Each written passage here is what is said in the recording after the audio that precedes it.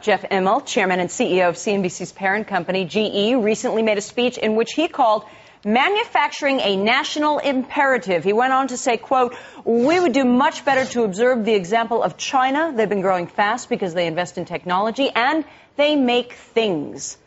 A lot of people suggest that Main Street's angry about Wall Streeters making big money, in part because make profits from financial products, not real tangible products. Joining us now is Jeremy Siegel, professor of finance at the University of Pennsylvania Wharton School, and Stephen Lerner, director of private equity at the Service Employees International Union. And Jeff Kleintop is still with us. Professor Siegel, let me start with you. What do you make of the premise that Jeff Immelt posits, that we ought to do more manufacturing and imitate the Chinese?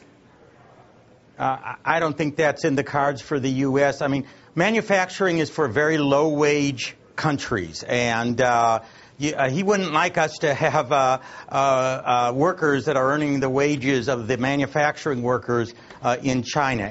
As countries develop and progress, they move away from manufacturing into the service area and into the finance area also. It becomes very important, and the U.S. is an exporter of financial services. Mr. Lerner, what do you think of that? And do you agree that some portion of Main Street is angry because what they see Wall Streeters doing is making financial products which they don't see as legitimate? Main Street is furious because what was an economic meltdown for Wall Street has been an economic catastrophe for Main Street. 6.5 million people have lost their jobs. Wages aren't just stagnant. They're declining. People are losing their homes. And what people see every day... I understand all that. I agree with you. They should be angry about those things. Except, do you think that they're angry about the fact that they're making financial products? Do they have a problem with that? What people are angry about is these magicians on Wall Street crash the economy. They say they need bigger and bigger bonuses. And you're right, we're not making We should imitate China then? You said that, not me. So no, so the answer's no on all of this. What we're saying is that in this country, we need good-paying jobs, we need manufacturing jobs, but also we need good-paying service jobs. And for most workers, what we're finding is things are getting worse and worse, while Wall Street is once again rewarding itself. Jeremy, let me read you the next paragraph that Jeff Immelt said in his speech here. He addresses exactly what you said. Jeff said yesterday in Detroit, "I've had people explain to me the Darwinian nature of markets. They tell me that America has seen a natural evolution from farming to manufacturing to services. After all, they say this has happened in other mature economies." But Jeff goes on to say there is nothing predestined or inevitable about the industrial decline of the U.S. if we as a people are prepared to reverse it. Newsweek, Dan Gross wrote this week that a key to growth in this current economy, the nature of the recession we're in right now, is to re-emphasize manufacturing, and that's a mandate of the Obama administration. Are they ill thought out in that regard? I don't think that is the way the world is going. I mean, you go to countries in Europe, Japan, they are losing manufacturing. They're setting up plants in China and elsewhere. Now, there is a lot of specialized manufacturing. Germany has one country that's been able to retain high wages and high manufacturing in very specialized areas. But again, it has not been a net contributor to employment over the last several decades. What is so great, as I commit career suicide here, what is so great about a manufacturing job where you stand on a line and do the same movement all day long in a factory? Is that a great job that we want people to aspire to? I think when we talk about manufacturing, don't we want to do more manufacturing of what we need our brain to do when it comes to biotechnology? There's other ways to make things that don't include banging a hammer. I think your premise oversimplifies what manufacturing is all about, but yeah, your point is well taken on that. But here's the problem with what's happened in the economy here, is that as we've created service jobs and so-called financial jobs, for most workers, these jobs pay terrible wages. They don't provide health insurance. They don't have pension plans. We have the worst of both worlds. We've eliminated high-wage manufacturing in the economy, and we've created low-paid jobs for the majority of workers in this country, which is why this argument has sort of an air of abstraction about it. What we need to do is create an economy where workers can join together, they can form unions, they can raise wages, and we can make all jobs decent paying instead of having a two-tiered economy with millionaires on the one hand and workers increasingly living in poverty. Jeff, Mr. Immelt's point was that basically business investment needs to be done and we need to export more, and that the consumer is not going to lead this economy out of this recession in any sustainable way. Do you agree with that point? And if so, weigh in on the manufacturing, making something tangible versus just making a profit. Certainly, financing innovation should probably be Wall Street's new catchphrase. I mean, it's all about, Michelle talked about genetics or genomics and certainly computation and communication and alternative energy are the new manufacturing aspects of the future, and we need to move to that.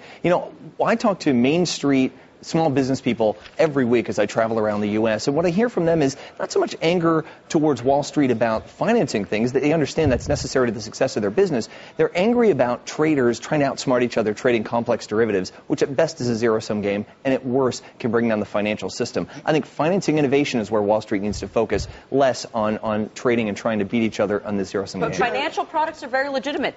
Mortgages are very legitimate, right? Car insurance is very legitimate. But you know what? I think we're all influenced by the model that we have in our mind from history of what our manufacturing base became, where it became this capital-laden anchor on our economy because of the legacy costs of pensions, which we no longer have. Where is it written that we have to have pensions included in the cost of manufacturing in this economy? I mean, why can't we? And what is your solution? That we should then create manufacturing jobs that workers don't have security either in? Well, that's true either way. Here's what the real debate on Main Street in this country is. If we don't start talking about an economy that works for the majority of the country, all of this gets to be silly. Here's what we hear every day, is that people on Wall Street are saying, if you don't give me a big bonus, then I'm going to abandon the company you just bailed out and I won't work as hard. And what people are sick of, it's like call 911. This is a hostage situation. People on Wall Street are saying, if I don't get enormous bonuses, I'm not going to do my job anymore. Stephen, by the same token, what do we hear unions say to the manufacturers? They say, if I don't get a job guarantee, if I don't get a guarantee of a pension, if I don't get a guarantee of health care coverage, I'm not going to work for you either. That's why unions are working with national health insurance, so we take the burden off of individual employers. That's why we're working to pass the Employer Free Choice Act, so we level the playing field. That's why we're trying to change the laws in this country so you don't punish good employers and instead you reward good employers. Jeremy, come up with a scenario where we could go back to manufacturing more, or emphasize it more. Come on. I mean, game it out with your students there at Wharton. I would love to, but the truth of the matter is, we are net exporters in the service sector. We are huge importers you're telling in the me merchandise what we are sector. now, but what could we become? I mean, aren't we just assuming that it's an evolution that there's nothing we can do about?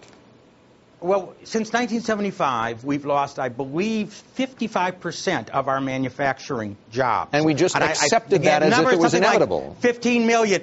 At the same time, we've gained about 45 million, 50 million other jobs, and they're not all bad-paying jobs without benefits. I'll give you a specific example. In fact, one of the reasons why the wages have not gone up more than inflation is because of the health care costs that are skyrocketing and are demanded by the unions. We could make a national commitment to fund and create green jobs. We can make our country an incubator of creating high-wage manufacturing jobs that are creating the products that would we need be to so deal much with more global expensive warming. than any of the other jobs out there. You want to spend millions of my taxpayer dollars to create green jobs when we can have much more efficient and better paying jobs elsewhere. Here's what a lot of people would argue is that one of the problems we have in the economy is because people don't make enough money to buy things. That's why this idea of getting people in greater and greater debt in a consumer society doesn't work. I think the core idea people are raising here is when you manufacture things, when you make things that have real value, that it ripples through the entire economy in a different way. It's not making things we don't need when you create green jobs. It's saving the environment, and it's fixing the country and putting people back to work, which is what we need to do if we're going to get this country going. Great stuff. Thank you all, folks, for joining us today. Jeremy Siegel, always good to see you. Stephen Lerner, thanks for your time today. Jeff Kleintop, thanks. My pleasure. Appreciate your time This last half hour with us today as well.